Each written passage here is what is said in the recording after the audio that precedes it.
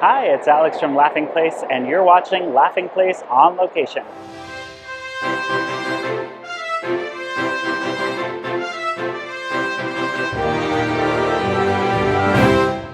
We're here at the Javits Convention Center for New York Comic Con.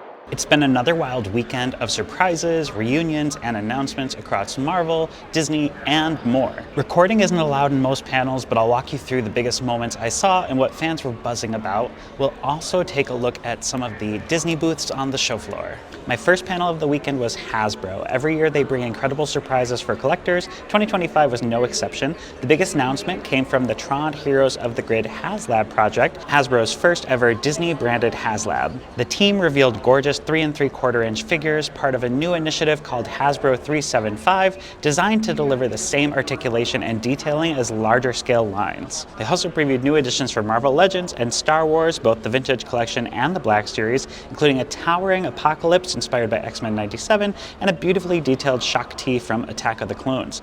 I had the chance to sit down with Hasbro's designers after the panel to talk about how these figures came together and why TRON was the perfect fit for HasLab. You can check out that full interview now on laughingplace.com for all the behind-the-scenes details straight from the creators themselves. From collectibles to creatures, FX brought serious sci-fi chills to the New York Comic Con with a panel about Alien Earth. The session featured stars Sidney Chandler, Alex Lothar, Babu Cisse, and Samuel Blanken. The premiere episode screened before the discussion, which focused on the experience of making the show.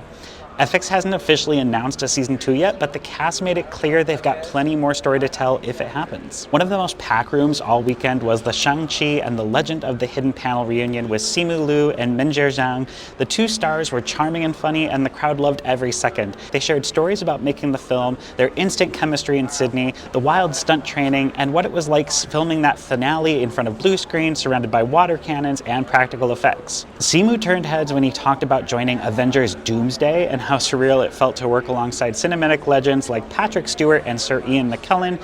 You could tell how genuinely excited he is to bring Shang-Chi into the next phase of the MCU, and fans in the room were right there with him. Between Liu and Zhang's banter and their gratitude for the fans, the panel felt like a celebration of how far they've come and how much bigger their journey could get. What an incredible call to get.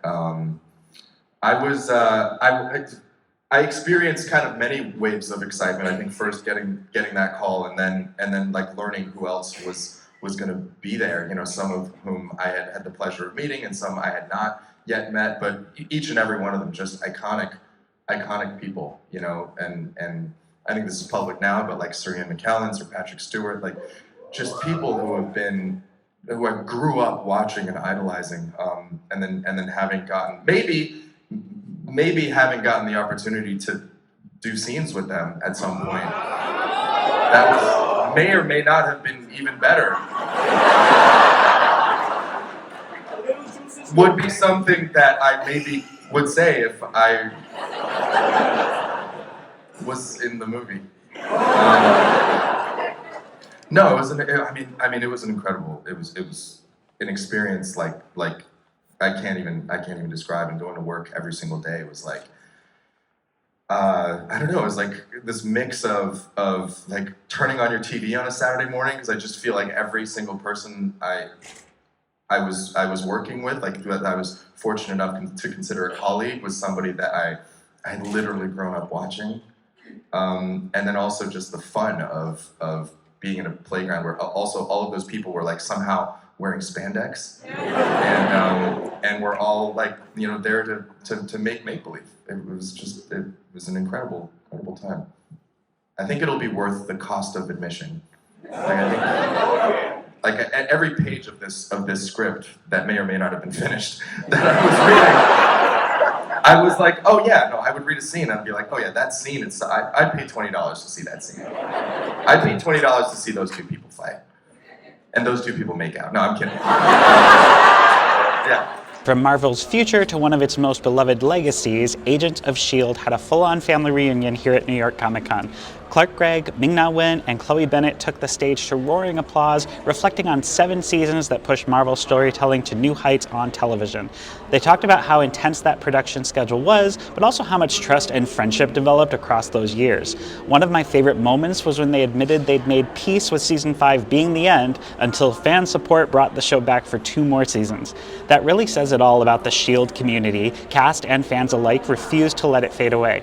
The panel also touched on how proud they are of adapting Marvel characters their own way, carving out a corner of the universe that felt human, grounded, and emotionally real. There was laughter, a few misty eyes, and an overwhelming sense that this wasn't just a reunion, it was a homecoming. After all, the show was first announced right here at New York Comic Con. The biggest single event of the weekend might have been Up Next from Marvel Television and Marvel Animation, a packed panel teasing what's coming soon. Brad Winderbaum, Marvel's head of TV and animation, started with confirmation that your friendly neighborhood Spider-Man will return for season 2 on Disney Plus in fall 2026. Fans were thrilled to hear that Jeff Trammell's vision for Peter Parker will face darker challenges this time, including the looming arrival of a symbiote storyline. The sneak peek teased appearances from Daredevil, voiced by Charlie Cox, and more of the Osborn family drama that drove season 1. Winderbaum also shared first details about X-Men 97 seasons 2 and 3, continuing the revival of the iconic animated series. Then Marvel Television's live-action lineup brought the loudest cheers of the entire weekend. Charlie Cox and Kristen Ritter took the stage for Daredevil Born Again Season 2.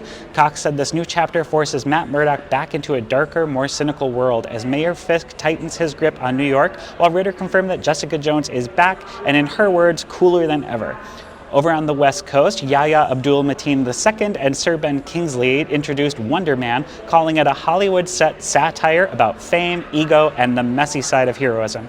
Kingsley even joked that Trevor Slattery answered the phone when director Destin Daniel Cretton called. Then came VisionQuest, the final piece of the WandaVision trilogy. Paul Bettany described it as a story unfolding inside Vision's own circuitry, part sci-fi, part psychological mystery, with a surprise appearance by James Spader as a therapist who may or may not be what he seems. Bettany promised that longtime fans will be very rewarded when it premieres in 2026. It wouldn't be Comic-Con without the comics, and Marvel's editorial team packed the weekend with reveals across several panels. The Spider-Man panel brought major symbiote energy with updates spanning Peter Parker's current run and upcoming crossovers. Fans got teases for new Venom storylines and a glimpse at how those threads might connect across Marvel's larger universe. Over in the X-Men panel, editor Tom Brevoort and his creative team unveiled the future of mutant kind with X-Men Age of Revelation. This next phase jumps forward 10 years into a world ruled by Doug Ramsey, now calling himself Revelation, whose mutant utopia may not be as perfect as it seems. The crowd went wild for the preview art, teasing Apocalypse, Magneto, and a reshaped mutant order. Then came the next big thing, where C.B. Cebulski, Dan Buckley, and a lineup of top creators pulled back the curtain on what's coming across the wider Marvel universe. Chief among them, the end of the Ultimates line, which, after redefining some of Marvel's most iconic heroes, will wrap up in a climactic issue closing one era while opening the door to another.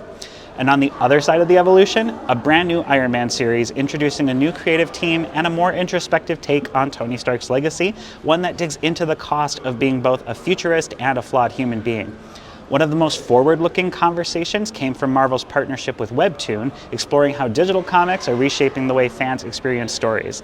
The panel discussed how Marvel and WEBTOON are building entire universes in your pocket, reaching readers who may be discovering these heroes on their phones rather than in print. It's a smart evolution, same heroes, same heart, just told in a format built for the next generation of fans. It wasn't all Marvel and sci-fi. One of the most heartfelt moments of the weekend came when Jodie Benson and Christopher Daniel Barnes reunited on stage to celebrate The Little Mermaid.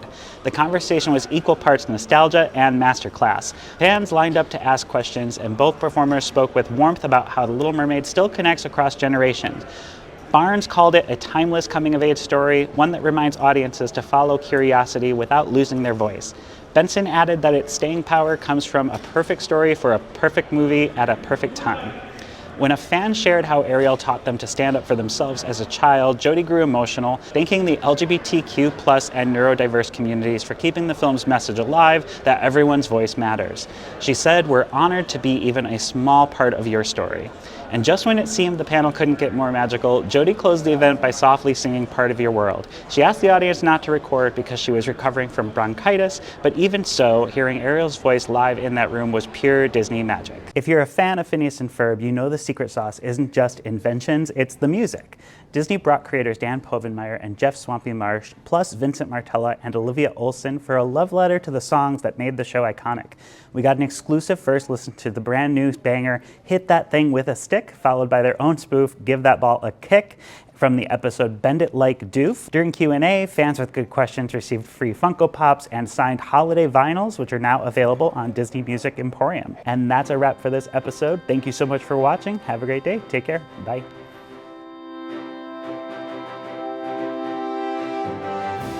Like your favorite superhero film, we've got a mid-credit scene.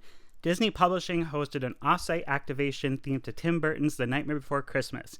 Daily Provisions was taken over by Halloween Town, serving up themed drinks and treats. Guests could peruse a myriad of books, including the brand new novel about Sally, Hour of the Pumpkin Queen by Megan Shepherd.